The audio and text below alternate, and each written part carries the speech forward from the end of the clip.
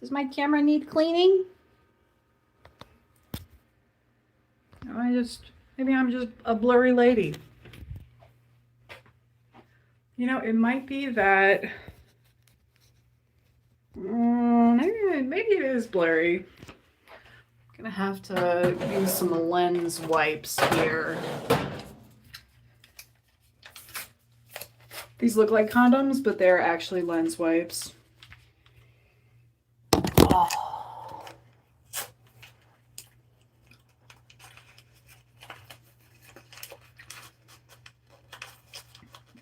Oh my god, riveting content. Hello to my 0 viewers.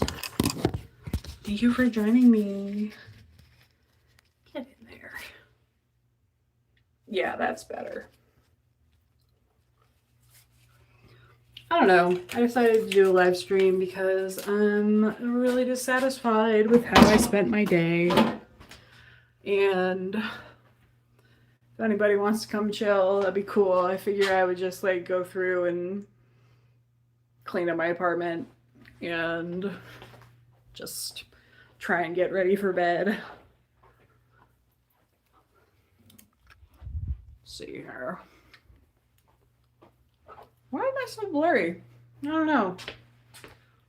Alright, first I'm gonna do some dishes. No, it's blurry. What is happening? I think I need to put maybe a new screen protector on or something? I don't know. Okay. I'm just gonna do, my headphones aren't plugged in? No. I'm just gonna do the dishes. Hi, I'm driving to see my boyfriend. I have an hour left. How are you? How's Minnesota? Well, I was sick today and I stayed home from work. Minnesota is, for me, it's kind of confined to my apartment right now. I've still been really struggling to go out, and it's getting warmer. It's springtime and it's ugly here. It's an ugly time of year where it's like 40 degrees, but there's like just mud and ice, and things get off the counter. Oh, this cat, he's not allowed on the counter, but he gets up here every fucking day. And I don't know, I went to a cabin last weekend. I've been trying to vlog for you guys, and I did film a bunch of shit, but I just haven't been putting it into videos. I don't know. I've been kind of a mess, I guess. And now I'm doing dishes on a live stream with 2 viewers, so it's fun that you're driving to your boyfriend's. Where does your boyfriend live? An hour away? You're better than me. Doing dishes. I have a dishwasher, but I'm doing dishes by hand.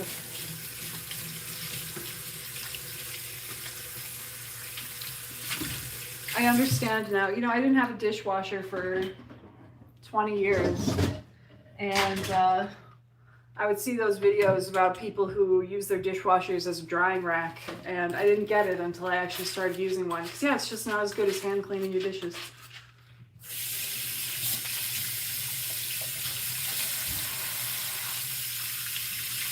Let's see, Ashley. We're in Georgia. He's in college in Athens at UGA. I'm visiting. Oh, that's so cool. I've always been interested in the idea of Athens, Georgia, actually, because that's where REM and the B-52s are from. What goes on in Georgia? I've never been to Georgia. I've always wanted to visit that MAG section of the county, Mississippi, Alabama, Georgia. Never been there. And I don't know, it would be so very different. So very different from Minnesota. And like, I love the accents, and honestly, like, the nature there seems really interesting and beautiful. I've always wanted to go to Louisiana too. So that's nice. Athens, GA. I love the B-52s. The B-52s and REM are honestly two of my favorite bands of all time.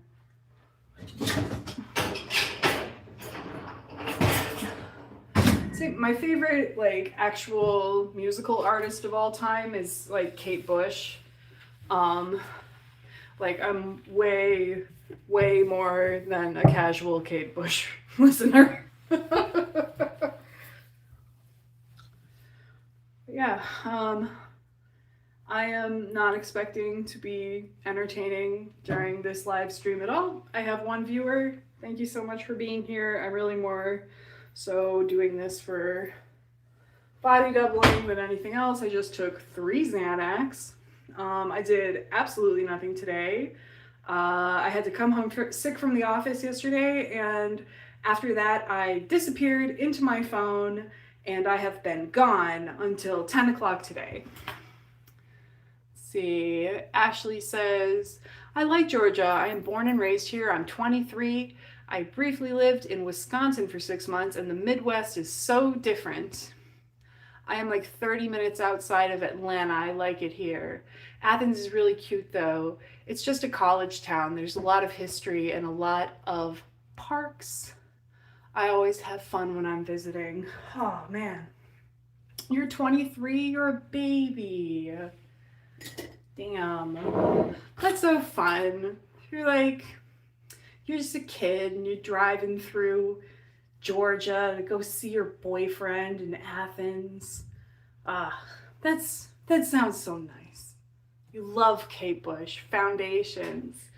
Oh my God, I got my year-end YouTube Wrapped, and I was in the top 0.1% of Kate Bush listeners. She speaks to me. I don't know. For years, people told me that I should get into Kate Bush, and I was like, and I listened to one of her songs. I don't even remember which one it was. I think it might have been King of the Mountain, which is about, I think it's about Elvis. And I was like, and it's like later era Kate Bush. Like when she, because the reason Kate Bush disappeared is actually really sad. It's because she gained weight and she was really self-conscious about it, because she was always so very slim, and then she hit menopause and her body changed, and this was like fat Kate Bush song about Elvis, and I was like, what is this? I don't like this at all. Everybody who told me to get into Kate Bush is a liar. But then I wonder which song it was. I think maybe it was like Cloud Busting, maybe, that I was like, what? No, it was Wuthering Heights. It was Wuthering Heights. I actually had read the book Wuthering Heights, and I listened to her song, and I was like, she's singing from the perspective of the ghost, which was so interesting to me, because the ghost, Kathy's ghost, is a character, but it's like a non-speaking character. Let's see, Ashley, I feel like I've lived 8 lives. Just finished a Starbucks shift. No, Kate Bush is awesome. Starbucks barista. I was a barista briefly in my 20s, in my very early 20s. I was sort of this was a period where I was in and out of the mental hospital. So I actually would have been 20, period. Hey, Simone says. And I was a barista at the Borders Cafe in Copley Square in Boston. And I was really, really bad at that job. Any kind of physical job, I'm so uncoordinated. I cannot make lattes. I managed Papa John's for a while. I can't make pizza. I'm really, really designed for spreadsheets. But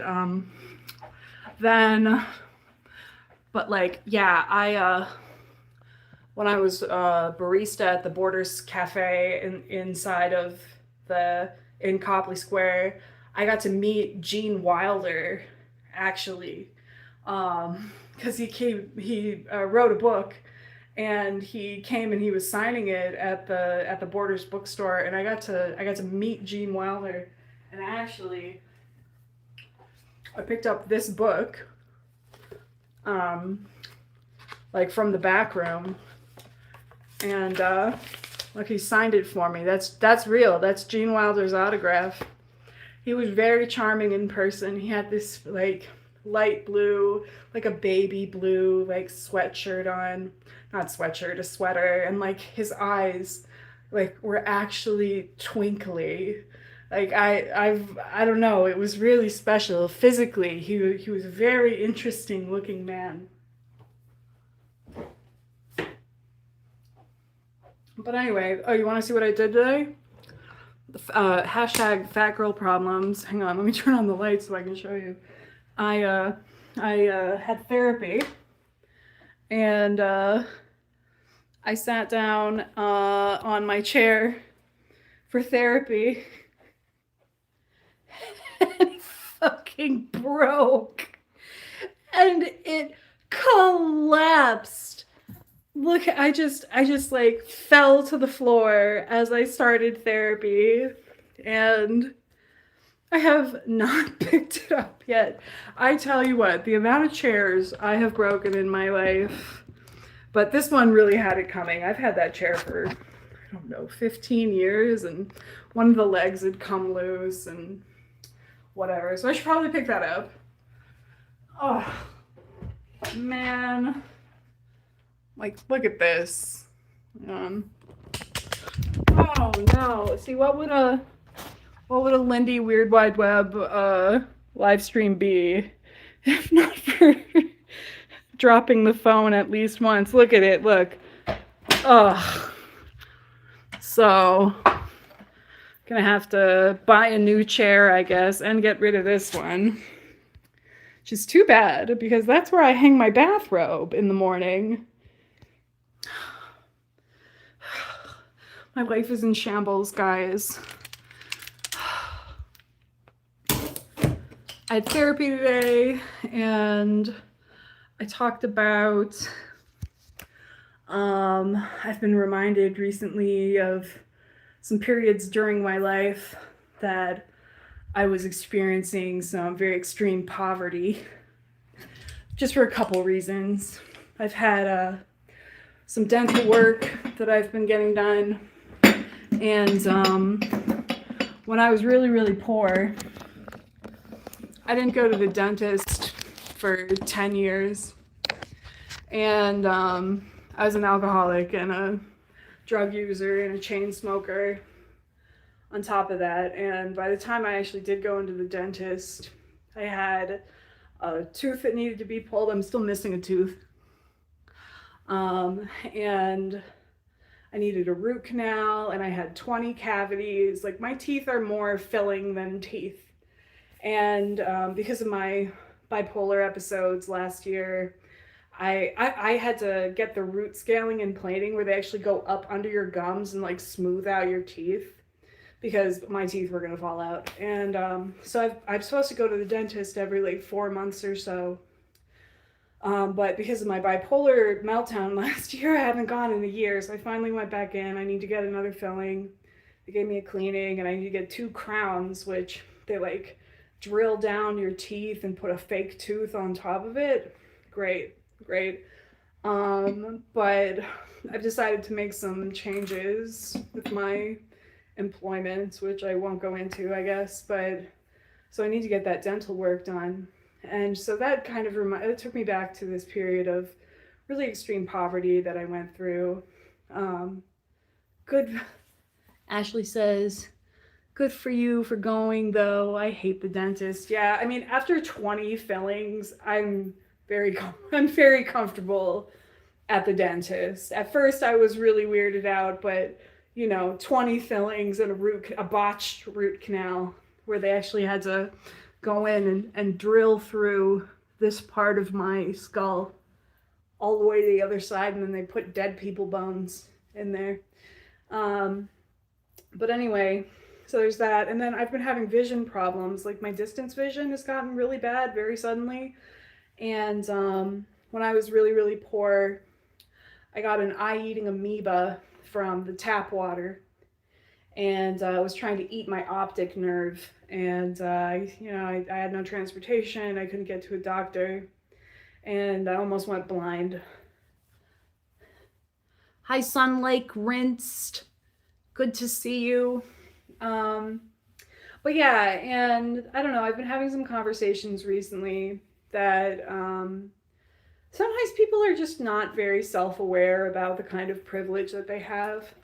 And I was, I just, in therapy, I talked about this time in my life where I had no money at all. And I mean, no money. I had no money from my family. Um, Samoan says, what were the symptoms of the eye worm? Because now I'm freaked out. Um, Blinding pain in your eye. Like if you are not like doubled over in pain, you don't have it. Both of my eyes went red, and I had to go in and they had to scrape my cornea with a metal instrument. So I do have a little bit of vision loss in this eye. Um, but yeah, basically, I was an alcoholic and I would just be sleeping over at anybody's house, and I'd take out my contact lenses and just throw them in a cup of water overnight. And yeah, so it's called Acanthamoeba keratitis. And yeah, these amoebas, they were trying to eat my optic nerve. And I kind of just got into the doctor just in time to stop from going blind. And I was thinking about that time period where I lived in this 12 by 12 room in this house, and I everything that I owned in the entire world fit in this 12 by 12 room. And I wasn't like super young either. I was like 25 or something. All right, no, I was probably 23. And I would wake up in the morning and I would have $2. And like I remember I would walk over to this convenience store and buy, this was, I'm 38 now, so this was 15 years ago, but at the time, $2 would buy you 2 packs of ramen noodles, a Coke, and one of those cosmic brownies. And then that would just be like what I would have to eat for the day. And I remembered like the people I lived with were hipsters. They had money, but they were pretending to be poor, and they were like dumpster divers. And so I didn't have any money for my own food, and the only food in the house was shit that had been pulled out of the trash can somewhere. And I remember like trying to eat these frozen bean balls that they had found somewhere. Oh, they were so disgusting that I like didn't have any choice. And then the kitchen connected to this basement, and the specific memory I'm having are these times that like it was a really gross basement. It was damp and it was just totally filled with shit from like the previous tenants and the tenants before that. And I would be so hungry, I would just go down there and just look around, thinking that maybe at some point someone had like left a bag of rice or a box of spaghetti noodles down there or something. And and then after that I was homeless, and I was like sleeping on people's couches. And and I was working too. I was also working at this time. I had no transportation. I would walk miles and miles through the city to my job because Minneapolis doesn't have public transportation like that. And even when I would take the public transportation, it was like I was a young lady, I was getting sexually harassed everywhere, and just like how difficult it was to live like that, no access to medical care, almost going blind, and at the same time, like somehow managing to be an alcoholic, and like using weird drugs people would give me. And I was like I was food insecure, like hungry, and eating out of food shelves, and like losing weight from not eating for about 5 years. And it's like those experiences, they really stick with you. And there's just things that are going on in my life right now that reminded me of that time. I got the dental work I gotta do. I got eye problems right now. My job isn't paying me enough money, and I gotta figure something out basically. And because I cannot go back to living paycheck to paycheck. I can't do it. I won't do it. I live my life extremely frugally so that that does not happen. I have no credit card debt. I own a 23-year-old car that I bought for cash. My hobbies are writing in my journal, posting on my Tumblr, and making YouTube videos occasionally. Like I have no, my hobbies are not expensive. But my cost of living has gone up, and I just kind of can't afford to live like this anymore. So, I don't know. There's just like stressors going on in my life. My cat Binks is here if you would like to get a little Binks break. You heard a door slam in the hallway. Let's see, Ashley said, that is a heavy to go through so young, yeah. And it's like, I was undiagnosed. I was just raw dogging, untreated, undiagnosed bipolar disorder, to toxic relationships with men, just kind of drinking myself to death and doing weird drugs. Simone says, many are only one paycheck from homelessness. It's hard out here, Lindy. It is. And one thing you learn when you get to that point is that there is not actually a safety net. Like, if you don't have money or people and connections, like, you will starve to death on the street. The social safety net is not there. At least it wasn't then. Albert Dudley says, I went to USA 2 years ago and was shocked by how comfortable the society seems to be with poverty. Always money for war. Yeah, no shit, right? No shit. No shit. Well, that's the thing. That's the thing about capitalism. The only reason we got all this money for the war is because they exploit the fuck out of the vast majority of Americans. Ow, god damn it, things. God. Oh god, he just bit me so hard in the thigh. What the hell is your problem? Jesus. Oh, I'm having a hard day already. Don't bite me in the goddamn thigh. Oh.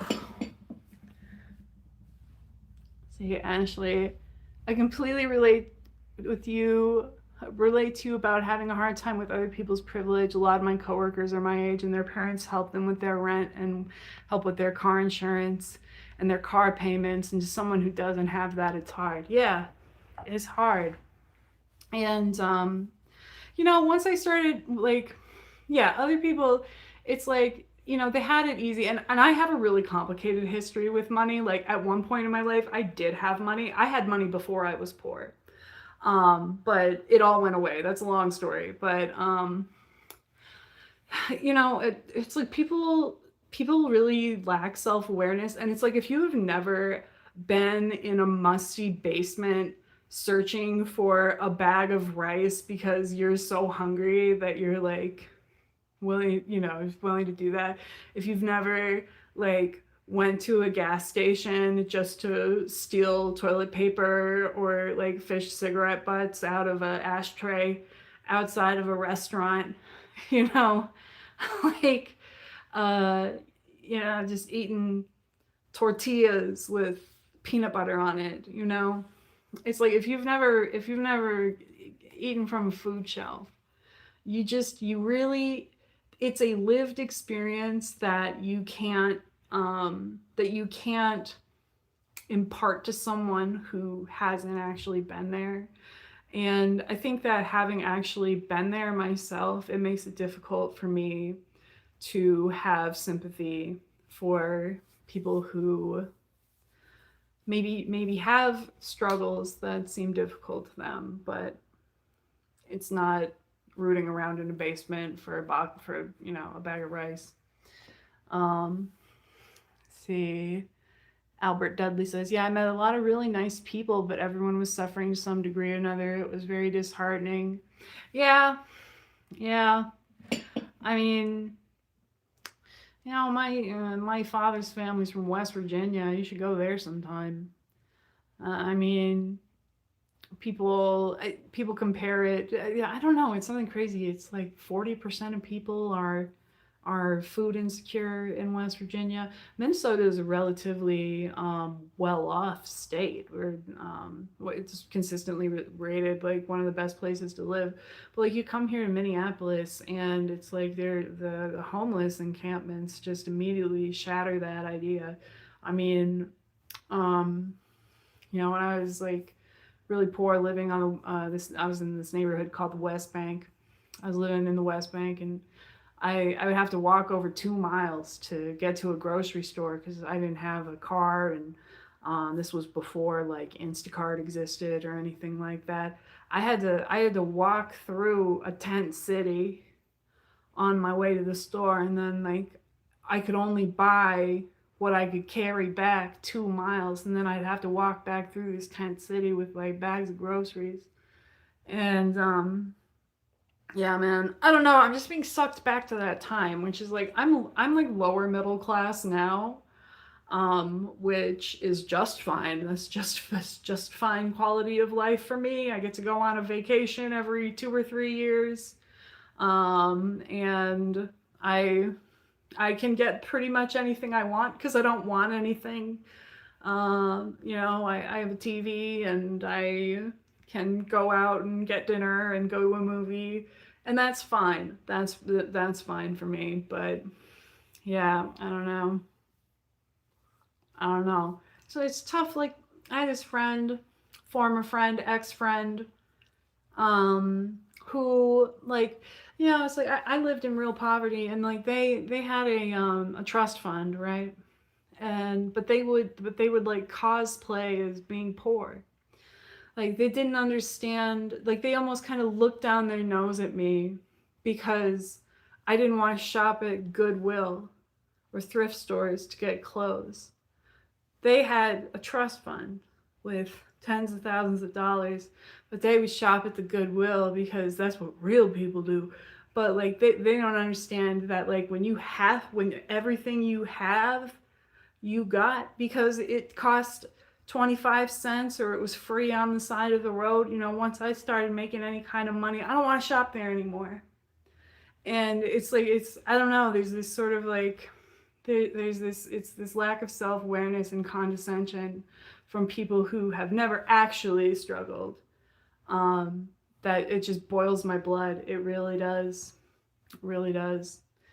And yeah, but today was kind of shitty. Let's see here. Ash said, "I just made it to Athens. I always enjoy your videos and your introspection. I'm glad you caught. Glad I caught this live.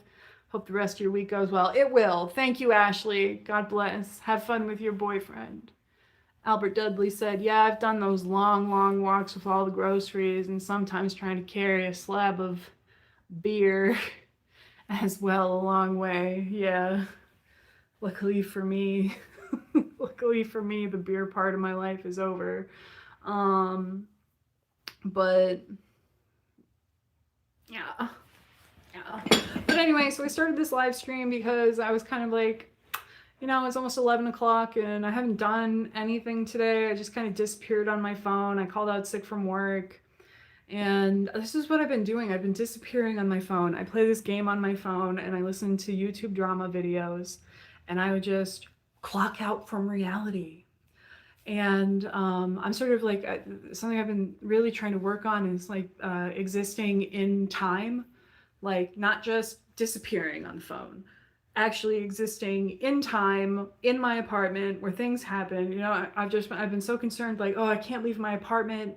I need to go out. I need to make friends. I need to get my social life going again after everything went to hell last year. I got all this shit I need to do, but it's like I have to leave my apartment. I'm not in my apartment. I'm in the fucking phone. If I was actually in my apartment, maybe I'd get bored.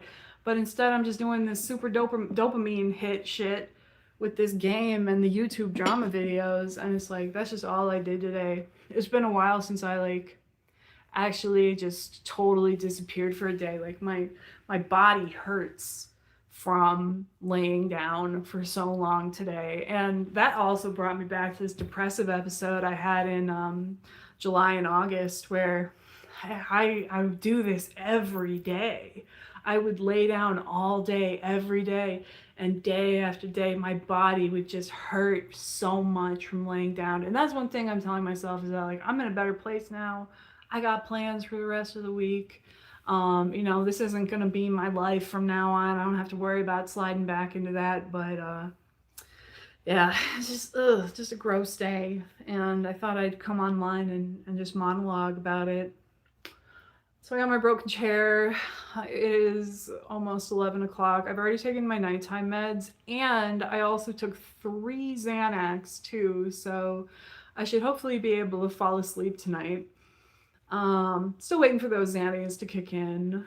Now what do I do? I should get my apartment ready for tomorrow, and I should get my body ready to go to sleep. So let's go to the bathroom, shall we? We're going to the bathroom.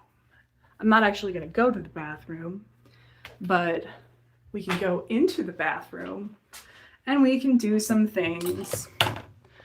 Okay. Set this up. Well, I guess the first thing I'll do is I'll take care of my teeth. I got nicotine gum in. Right now I'm using the patch and the nicotine gum because the vape certainly not helping with the eye issue. Put that down for just a second. This is floss I got from the dentist the other day. I'd actually just run out. And it's not really very good quality.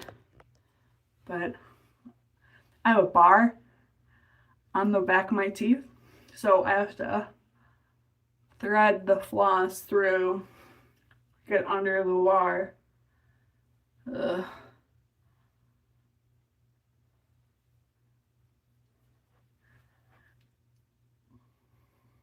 Do you guys ever find yourself disengaging from life?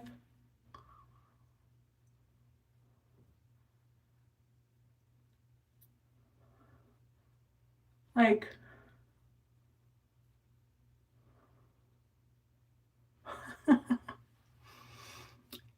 Keldio said, "You're so real flossing with the bar. It's such a pain." I've had it in. I got that bar installed before 9/11. Okay, I remember on 9/11. I'm 14 years old, and I got out of school early. I was walking to the orthodontist, which was just up the street. I lived in a small town. I'm walking from my school to the orthodontist. And I remember like looking up in the sky and there's no planes anywhere. They grounded all the planes. And I had to get my braces tightened on 9/11. Wow, like the day wasn't hard enough for this nation.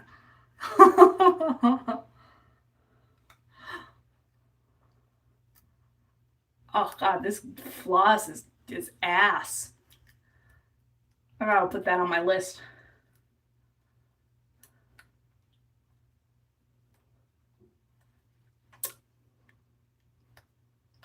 Riveting content.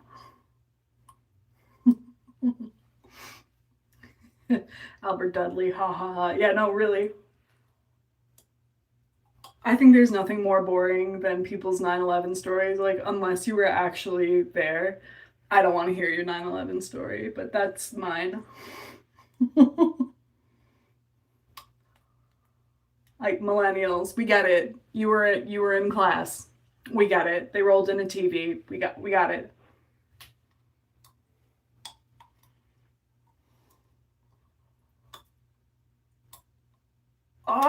I went to New York City in 2003. Before they had actually even finished cleaning up all the rubble. And I went to Ground Zero. And we met a cop who like was off duty that day. And something I learned about 9/11 that was surprising to me is that most people in New York experienced it from like inside of their apartments. Like there's only so you can only see that plays from so many places in New York. I mean, most people like just saw it on TV like we did.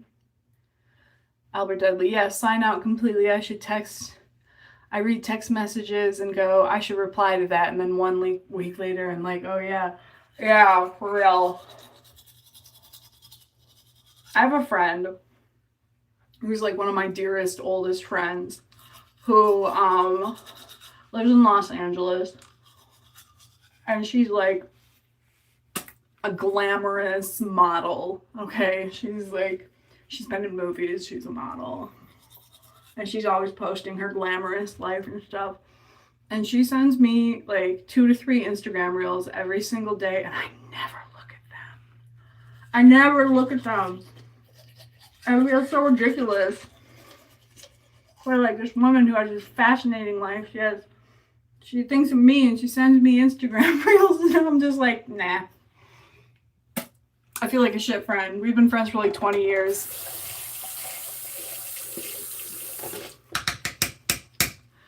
You flossed tonight too? Good job, Sun Lake rinsed. Keldio, I can't imagine being a kid during the 9/11 era. Yeah, it was fucked actually, because I was a freshman in high school, and so by the time my class graduated, just a fuck ton of people in my grade joined the military and like fought in Afghanistan and Iraq. And I went to my 20-year high school reunion a couple months ago, and I was like mid-conversation with this guy, and I was like, oh, you're a war criminal. Oh, he was like describing Iraq as like his glory days, his naughty days, his fun days. And I was like, you are a murderer. That's crazy. Glad oh, and he had 5 kids. No, wait, he had 13 concussions and 5 kids. Okay.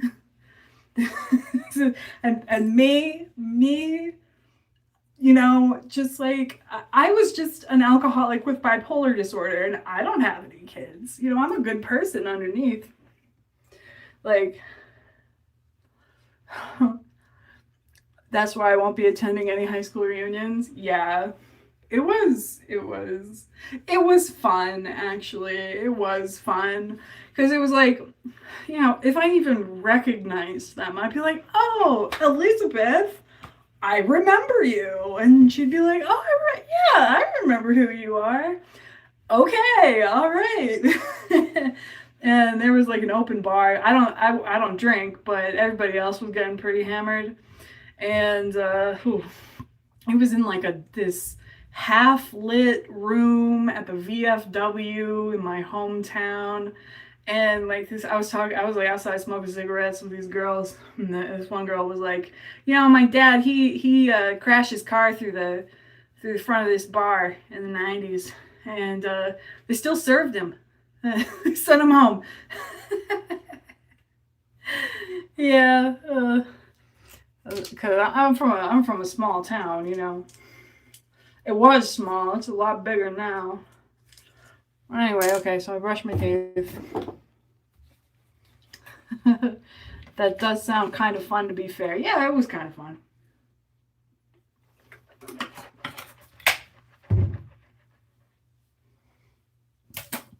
I'm gonna do some content that is always high demand on my channel, and then I'm gonna shave my fucking face. I mean, I'm sure if you're watching this live stream, you probably have at least seen some of my videos. But for anybody who doesn't know, I have polycystic ovarian syndrome. I grow a beard. And actually, if you go to my videos and look at like what's most popular, it's straight beard content. Like I think my most popular video has like 50,000 views. And it's, I think it's the one that's called like shaving my quarantine lady beard, because during COVID, I was like, I can just grow my beard out, because I mean, I've never seen what my face actually looks like, and wearing a mask everywhere anyway.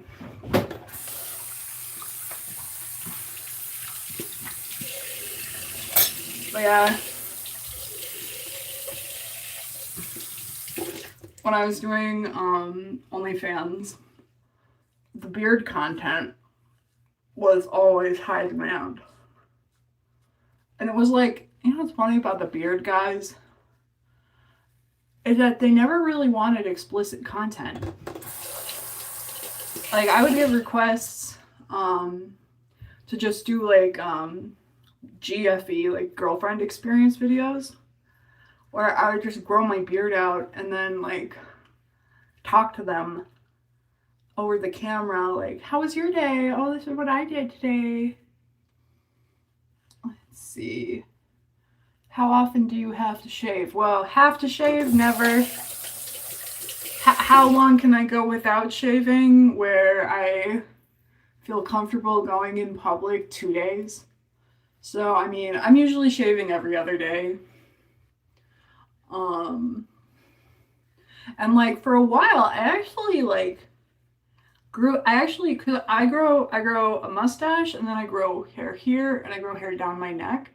And I actually did just shave everything but the mustache. I like grew a mustache sometime last year. And I thought that it was very dashing and sort of outrageous. But no one in my real life cared. They were like, okay, whatever, Lindy. And it wasn't as noticeable as I wanted it to be, because even though I don't grow gray hair, but my mustache is like salt and pepper, and so it wasn't really. I needed to get like some Just for Men or something and like dye it. Let's see. Keldio said, this live stream randomly popped up on my feed. You're quite good at telling stories. Thank you. The Frida Kahlo. yeah, I don't really grow the hair here, but the mustache, yeah, absolutely. I'm really more of a neck beard than like a mustache. That was the thing, is that like I thought, because I have I'm not transgender, but I have some gender dysphoria, where whatever, I've joked about this for years, but like whatever being transgender is, I'm like 22%. I'm like 22% transgender. Sometimes I'll see a man and I'll think, and my brain will go, that's me. That's what I look like. But, you know, I thought, what if I grow the facial hair out and it makes me feel a certain kind of way? But it didn't, because I have the patchy facial hair of a 13-year-old boy. I mean, it does not look good. It's not dashing. And it's whatever. I put deodorant on before going to bed. I like to smell good in bed. Put on a little cologne. I only wear men's scents. And that's not transgender of me. That's just kind of gay. I actually shaved my legs for the first time since July, the other day. And even while I was doing it, I was like, why am I doing this? Because like that's never been something that I've done. But it's just because I've been trying to break out of the phone. I've been trying to not just be playing this game and listening to YouTube drama. So I'm like in the shower, I'm like, I guess I'll shave my legs. I shave my arms. I don't know. Okay, I already took my pills. I feel like I need more pills, but I feel like 3 Xanax ought to be enough. What else do I need to do? I can set up the coffee machine for tomorrow. That's interesting, right? Fuck me. Let's see.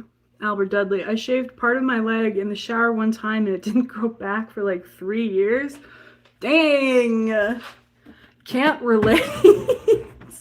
With my PCOS, I am a hairy lady. I even have, this is just between us, but I even have a couple like butt hairs. Like, and I'm not talking crack. I'm talking about like butt hair. But yeah. It's not an issue. It's not an issue. And like, you know, I've never been a body hair shaver, least of all, you know, the bush area. And you know, I've never ever had someone complain. And I've always had this feeling that if anyone ever did complain about my body hair, it would just, you know, just teach me a lesson, which is that I didn't want to fuck you anyway. And you can leave and don't worry about it. Dick is free. There'd be another one coming around the corner any second now. So get out. uh, got to make a period, right? Period. I like. Why am I? I don't want to shave my vagina. Like, it's so uncomfortable. It's itchy and it's terrible. And it's like, why would I be walking around 24 hours a day with an itchy vag for what? For what? Absolutely not. And I'm really, really good at vlogging, so, or not vlogging, at live streaming, so you can kind of see what I'm doing. I'm putting coffee in the coffee maker so that tomorrow morning when I wake up, I can just press the button. Here, now I'm going to turn it towards the sink so you can see me fill up the coffee pot. Fascinating content. Yes.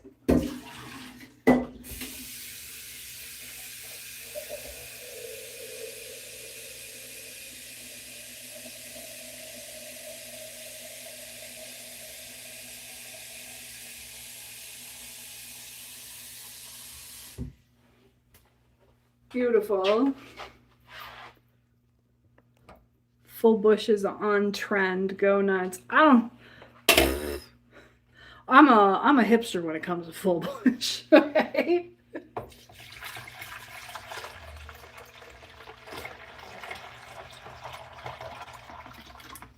I have so much pubic hair. I've taken pictures of this and put it on my blog that like I can like mold it so it looks like I have a dick.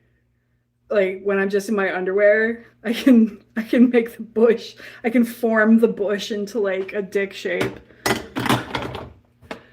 I'm losing viewers as I'm talking about this, but that's okay.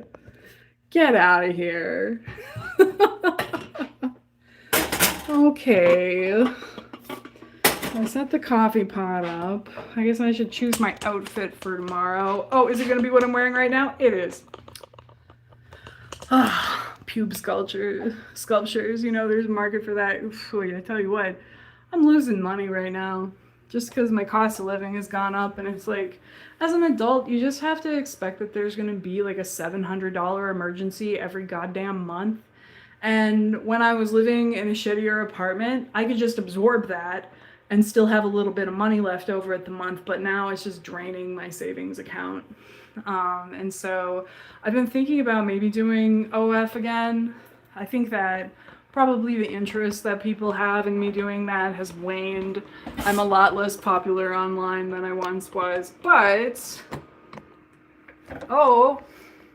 I do still have people reach out to me about it, actually. Like, probably once or twice a month, I'll get a message from someone who's like, oh, I loved your content. Would you ever do it again? Blah, blah, blah, blah. But I'd have to do it different this time because I really didn't like it. I didn't like the hardcore aspect of it, which is what makes the most money.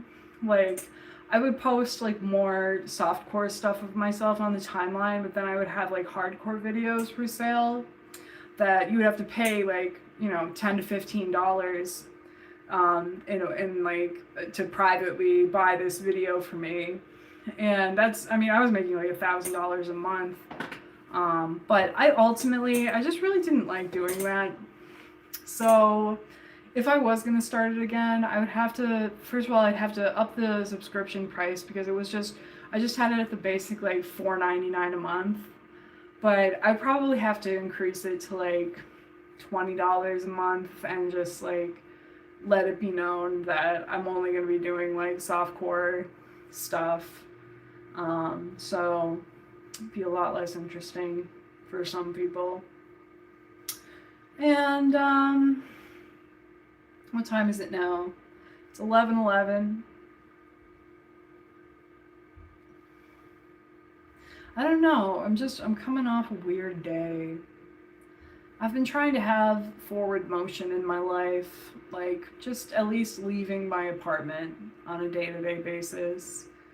Um, and I haven't been doing it. I'm stuck in this social isolation limbo where I've been working from home. Because of the ICE situation in Minneapolis, my entire workplace had everybody working from home for the past month. And I talk to my family on the phone, and I have a telehealth therapy appointment every week. But, I've been getting things delivered. I don't really go to the store. I lost all my friends during my bipolar episodes last year. Just like everybody bailed. It's true what they say. Nobody knows you when you're down and out. And, fuck them. They're like, sincerely, from the bottom of my heart, fuck them. And now it's just I've just kind of got to start over. And it's difficult to know how to do that. Like, I've been thinking about maybe just going on dates. Because it's like I could join a book club and maybe over a couple months become close enough with somebody to invite them to a movie. Or I could go on a dating app where people are specifically looking to meet each other and go on a date with the specific intention of forming a connection with another human being. And I tried this week. I mean, I had a really good conversation with someone, but then they stopped replying to me. You know how it is on dating apps. But I don't know. I don't know if you can tell, but I'm a little flat. I'm a little depressed today. Just having lost so much time inside of the phone. So instead of being inside of the phone, I started talking at the phone on this live stream. And yeah, I don't know. I think I'm like emotionally flat because I've been thinking about this poverty that I went through. And it's hard. It's hard to have that always just sort of be under the surface. It's like, when you are hungry and you don't have some place to live and you don't have any money and there's no money you can get, and everybody who could help you out is fucking exhausted with you and they won't help you anymore, and you don't have a car and you don't have a bike and you have to walk everywhere that you want to go, and it's just like there's this wide world. I used to like just walk down the street and see people driving cars, and I would think, how can they have cars? How did they get cars? Why is it impossible for me to get a car, but they have a car? And my life has changed so much, and it's something I think about. It is something I think about a lot, but it's something that I don't talk about a lot. And I really went into it in therapy today, and it's that kind of hunger and desperation. It never leaves you. And even though your life can change. Albert Dudley said, I can afford to buy socks now, and when I was a kid, my socks always had holes in them. The other day I was like, why the fuck do I have so many pairs of socks? It's because I'm overcompensating. Yeah. I get that. And to be perfectly clear, I was not poor when I was a kid. It's a long story, but I actually had some money when I was a kid. My dad was a CEO. He founded a internet service provider during the dot-com boom, but then he died 2 months after 9/11. He died in November 2001. He died on the same day as George Harrison from the Beatles. And the money that he was making stopped. There was some money in a life insurance policy that I got when I was 18. And so I moved to Boston and I spent it on private college, but then I had a nervous breakdown and I had to be hospitalized, like inpatient hospitalized, 5 or 6 times between the ages of 19 and 20. And all of that money went away. All the money went away.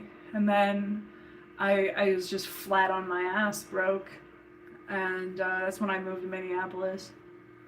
And that's when this poverty arc started for me. So I went from having a rich parent and like going on vacations and then like having a chunk of money that belonged to me. But I was 18 years old, you know, and I was a drug addict, and I had untreated bipolar disorder. I mean, it's like, how long was that money gonna last me, you know? And then well, things ended up like they did. But I don't know. I keep on talking about it. I think it's bothering me tonight. This poverty thing, even though it's something I haven't experienced in a decade. I haven't been broke in a decade, and I've been very, very careful not to be broke. Because you know, people are stupid with money. People buy things they can't afford. I have never understood credit cards. I have never understood going into debt to buy a new car. Like payments. I mean, you just have to. I'm glad, in a sense, it's like I'm glad that I had no money for so long, because I understand money and how not to spend it. But I don't know, guys. I think maybe that's all I've got in me. Thank you for watching me ramble for a little bit here. I would like to re-enter YouTube and do more YouTube videos coming up here. But yeah, thanks for keeping me company for a little bit here. I'm just kind of having a rough day, so appreciate it. But I'm gonna get off now. So thank you so much for being in the chat and talking to me and watching me bumble around my apartment. Cheers to you, Albert Dudley. It'll get better for me soon. Love to see you too, Sun Lake Rinsed. And yeah, I'll talk to you guys later. Bye, Drew Bear. How do I turn this goddamn live stream off? This is always the embarrassing I'm almost 40 moment. How do I do this? How do I stop live streaming? That. Okay, I'm really leaving now. Bye.